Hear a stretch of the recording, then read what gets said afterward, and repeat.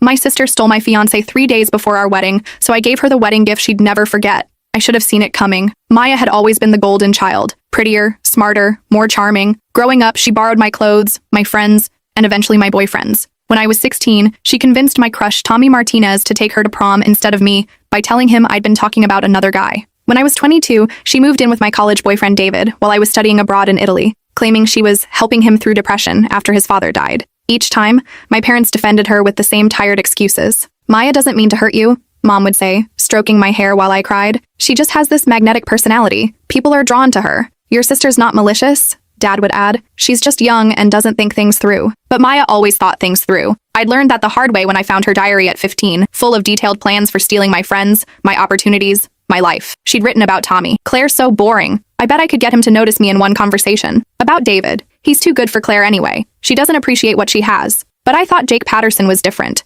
We'd been together for 4 years, engaged for 8 months. We'd met at a restaurant where I was waitressing to pay for nursing school, and he was working as a line cook with dreams bigger than his paycheck. Jake loved how I made him laugh during his worst kitchen disasters, scraping burned sauce off pans at 2 a.m. while he practiced new recipes. He loved how I supported his dreams of opening a restaurant, contributing my entire savings account, $23,000, to his business plan, when banks wouldn't give him a loan. He loved how I believed in him when his own family called him a failure for dropping out of college to attend culinary school. Jake had seen Maya manipulate men before. He'd been there during family dinners when she'd flirt shamelessly with my high school boyfriend Matt right in front of me, then claim she was just being friendly when I confronted her. He'd rolled his eyes at her wedding dress shopping commentary. Claire's so practical, but wouldn't something more form-fitting be better? You want Jake to be excited, not comfortable. He'd laughed when she'd accidentally spilled red wine on my engagement photos at last year's Christmas party, claiming the lighting made me look washed out and offering to retake them with her photographer friend. Your sister's exhausting, he'd told me after that party. I don't know how you put up with her constant drama. I'd defended Maya like always. She means well, she just doesn't have a filter. The rehearsal dinner was perfect. We'd rented the private dining room at Bella Vista, the restaurant where Jake and I had our first official date. 50 of our closest family and friends filled the space with laughter and champagne toasts. Jake squeezed my hand under the table while my father gave his speech about finding your person, about how proud he was to welcome Jake into our family, about how he'd watched Jake grow from a struggling cook into a man worthy of his daughter's love. Maya sat across from us,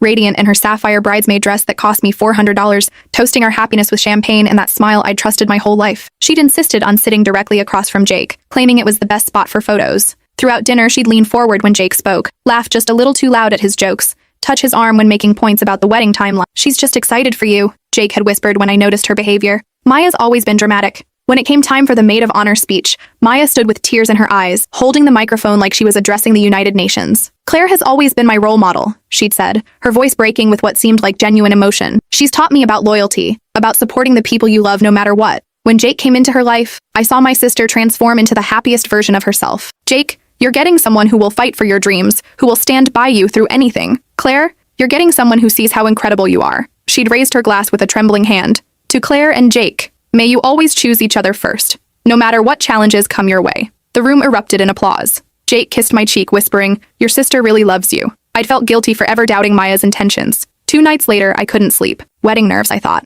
Our big day was in 18 hours. I'd already laid out my dress, a vintage-inspired A-line with hand-sewn pearls that my grandmother had worn in 1952. I'd confirmed the final head count with the caterer, 147 guests. Double-checked that the rings were safely tucked in Jake's best man's pocket, and made sure the photographer knew about the special shot of my parents' wedding rings next to ours. My phone was set with alarms every hour to remind me to drink water and eat something. At 5 a.m., I gave up on sleep and decided to surprise Jake with coffee at his apartment, our last morning as an unmarried couple. I'd picked up his favorite dark roast from the 24-hour diner and grabbed fresh bagels. My key turned in his lock like it had hundreds of times before, the same lock I'd helped him install when he'd moved into the 1-bedroom apartment above Mrs. Chen's flower shop. I found them in his bed, my sister, my fiance, the white silk lingerie I'd bought for our honeymoon, $300 worth of delicate lace from the boutique Maya had recommended, tangled around her ankles. The engagement ring I'd watched him save for, working double shifts for 8 months, gleaming on the nightstand next to empty champagne glasses, and what looked like leftover takeout from Russo's, the Italian place where we'd celebrated our 6-month anniversary. Maya saw me first. Instead of shame or surprise, I saw triumph in her eyes. She'd been waiting for this moment, planning for it. I was going to tell you, she said, sitting up slowly, not bothering to cover herself. Jake realized he chose the wrong sister. Jake scrambled for his boxers, stammering apologies about it just happening, about being confused, about still loving me somehow. His face was red with shame and panic, sweat beading on his forehead as he tried to find words that could possibly explain what I was seeing. Claire, this isn't what it looks like, he said, the most cliché lie possible. But Maya cut him off with a laugh that chilled my blood. The same laugh she'd used when she told our parents I'd broken Mom's antique vase when we were 12. The laugh that meant she'd won again. Stop pretending you're sorry, Jake. We've been planning this for months. Tell her about the hotel room in Vegas when you went for that restaurant conference. Tell her about Christmas when you said my name in your sleep. Tell her about last week when you said you wished you'd met me first. My knees almost buckled. The Vegas conference was in March, 7 months ago. Christmas was at my parents' house where Maya had stayed in the guest room next to ours. Last week, when Jake had been distant and claiming work stress. Tell her about the loan, Maya continued, her voice getting stronger, more confident. Tell her how you're planning to use her savings to open a restaurant with me instead. The room spun. My $23,000. The money I'd saved working 60-hour weeks as a nursing assistant, picking up extra shifts during holidays, skipping meals to put away every possible dollar. The money that was supposed to fund our dream restaurant, Patterson's Place. Maya, stop, Jake said weakly, but she was on a roll now. Tell her about the apartment we looked at last week. The one with the big kitchen and the garden view. Tell her how we've been planning to leave right after the wedding, take her money, and start fresh in Portland. Portland. Jake had mentioned Portland recently, claiming a chef friend had offered him a job there. I'd encouraged him to consider it, thinking it might be good for us to start fresh somewhere new. Months. While I'd been ordering flowers and scheduling cake tastings, sending save the dates and choosing centerpieces, confirming RSVPs and finalizing seating charts, they'd been planning my humiliation. The late nights Jake claimed he was working at the restaurant, coming home smelling like perfume he said was from the female servers. The times Maya canceled our sisterly shopping trips because she had a date with someone she couldn't tell me about yet. The way they'd both been so helpful with wedding planning, insisting on handling the photographer and videographer themselves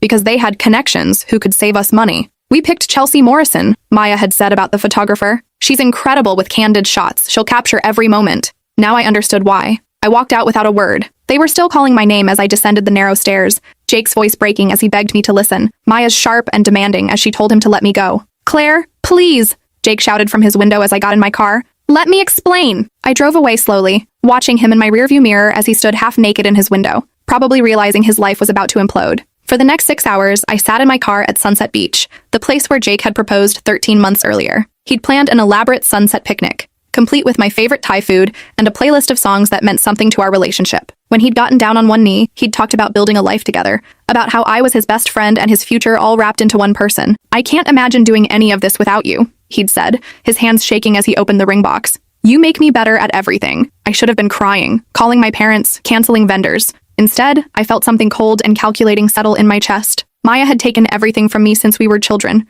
and each time I'd forgiven her because family was supposed to forgive, but this time was different. This wasn't a borrowed sweater or a stolen boyfriend. This was my future, my money, my life she'd planned to destroy. I drove home at 11 a.m. and found my parents in the kitchen, frantically calling vendors to cancel the wedding. Mom was sobbing over a conversation with the florist about losing the deposit. Dad looked 10 years older, his hair disheveled as he argued with the caterer about their cancellation policy. Sweetheart, Mom said when she saw me, her mascara streaked down her cheeks. Jake called. He explained about the confusion with Maya. He says it's just cold feet, that these things happen to couples before big commitments. Maybe you two can work it out if you just talk through it. Even now, they were taking his side. Maya was their precious baby who could do no wrong, and Jake was practically family after 4 years. I was just the wounded party who needed to be more understanding. There's no confusion, I said calmly, setting my purse on the counter. The wedding is still happening tomorrow, just not the way anyone expects. My parents exchanged worried glances. Dad cleared his throat. Honey, maybe you're in shock. This is a lot to process. Why don't you sit down and we can figure out how to move forward? I'm not in shock, I said, pouring myself a glass of water with steady hands. I'm thinking clearly for the first time in months, and I said the wedding is still happening. I locked myself in my childhood bedroom and got to work. First, I called my cousin Derek, who worked in tech security for a company that protected celebrities from stalkers and corporate espionage. Derek had always been my favorite relative, 3 years older, wickedly smart, and someone who'd never fallen for Maya's manipulation. When we were kids, he'd been the only one to call her out when she'd lie about breaking things or stealing money from our grandmother's purse. I need a favor, I said when he answered. Remember when you said I could ask for anything after I helped you through your divorce? Derek's ex-wife had tried to take him for everything,